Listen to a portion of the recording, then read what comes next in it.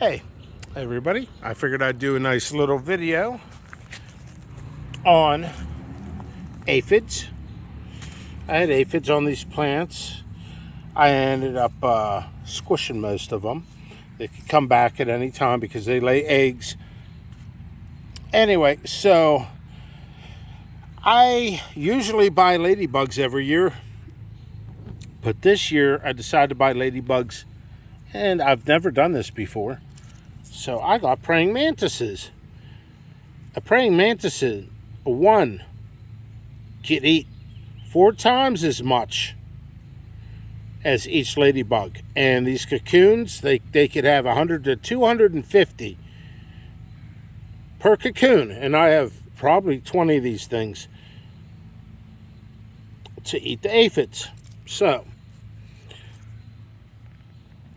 they've been here for about 10 days and still not hatched. So I started researching about the praying mantises.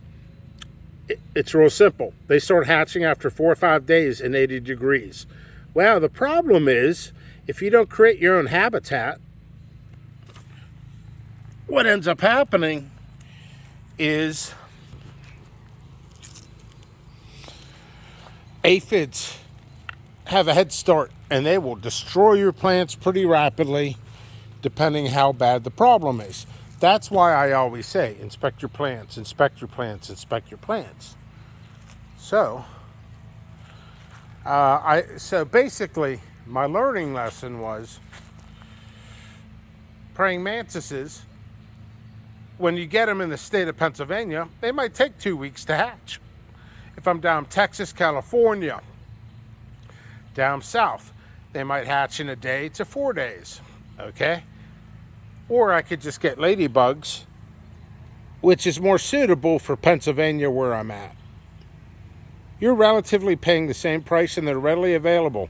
Still waiting for them. TikTok praying mantises, but the whole moral of the story is certain insects are better in other environments. Praying mantises are awesome,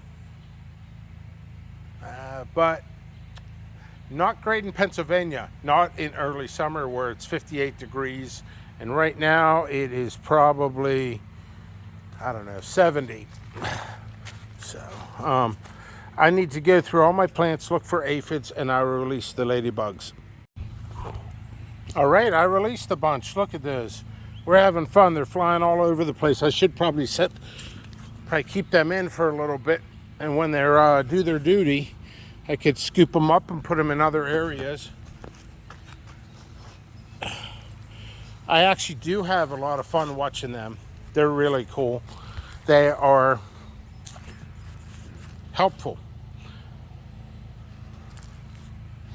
They're very helpful. I absolutely love them. They are a garden friend. So let's get some close-ups. Yeah, they're just checking it out. They were stuck in their thing. They're flying around in here. I'm in there with them. I had to put stuff in my basement before. Here we go. They're having a good time. Each one of those will eat 50 aphids. So they will do a great job. Thank you, workers. Boy, is it a hot, sunny day. And I need to buy new sunglasses. I wanted to state, and I forgot to state this, when you have aphids or praying mantises and you want to transplant them, for lack of a better term, put them in new spaces. What I'm doing is I won't put them in spaces. Whoa, they're coming at me. They're in my hair. Where'd they go? They're everywhere because I released them. Anyway, so I don't want to take the chance of cross-pollination, so I would actually spend the extra money and put them in the other areas. Or I would just spray. In fact, a lot of times you could use Dove dish soap. Boy, nice hair today. But when you're moving fast, your hair tends to get crazy. It's in between Einstein and Krusty the Clown here for the hair. I always try to incorporate a little bit of humor into my videos. So if you don't want to if you don't want to do that, Fox Farm actually has some stuff you can spray on the leaves underneath the leaves, on the stems, and on the soil. All right. And also Dove dish soap, 1 squirt in a spray bottle. Do that. It will hurt your plants over time. That's why I like to use the insects. All right. Check y'all later. Isolated Seeds, jppepperseeds.com.